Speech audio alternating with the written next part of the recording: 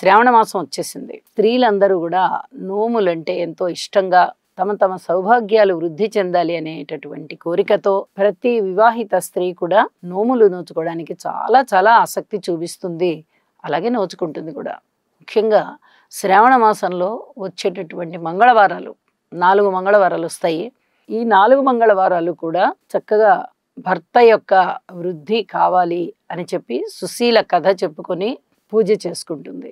అలాగే వాళ్ళ వాళ్ళ ప్రాంతీయ ఆచారాల ప్రకారం లేదా ఇంటి ఆచారం ప్రకారం ఇంతమంది ముత్తైదులకి దానం ఇవ్వాలి అంటే ఇంటికి పిలిచైనా ఇస్తారు, లేదా వీళ్ళు వెళ్ళి అయినా దానం ఇచ్చుకుంటారు. అయితే ఈ పూజలు అవి చేసుకునేటప్పుడు, వ్రతాలు అవి చేసుకునేటప్పుడు భర్తతో కలిసి చేసుకోవాలా అనేటటువంటి ఒక సందేహం స్త్రీలలో ఉద్భవిస్తుంది. ఈ శ్రావణ శుక్రవారం నోము కానీ శ్రావణ మంగళవారాల వ్రతం కానీ భర్తతో కలిసి చేయకూడదు. ఇది చెప్పదగినటువంటి సూచన.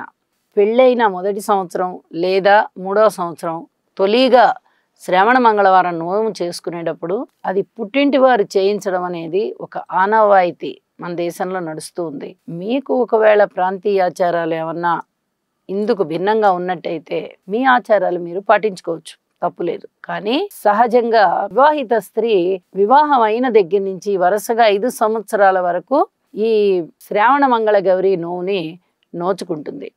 అయితే దీనికి భర్తతో కలిసి చేసుకోవాల్సిన పని లేదు అని చెప్పి తెలియజేస్తూ ఉన్నాను.